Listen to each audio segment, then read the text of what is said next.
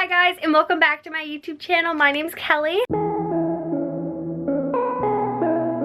Hi if you're new. Today I'm going to share with you guys 5 different ways to style a striped t-shirt. I'm seriously so excited because a striped t-shirt is definitely an essential in any preppy girl's wardrobe.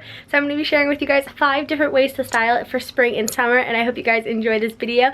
If you're new to my channel, definitely hit that subscribe button down below along with the bell so you can get my post notifications. I am doing daily videos for the month of May and I'm seriously so excited. I also have been doing post notification shout outs, so here is the post notification shout out of today. Thank you so much for subscribing and turning my notifications on. You guys are seriously so amazing. I will have all the deets on how to get a shout out in the description box along with all my social medias in case you guys want to check it out. And the comment of today goes out to Peyton. She says, I seriously love these haul videos. Watching your videos make me so happy during quarantine.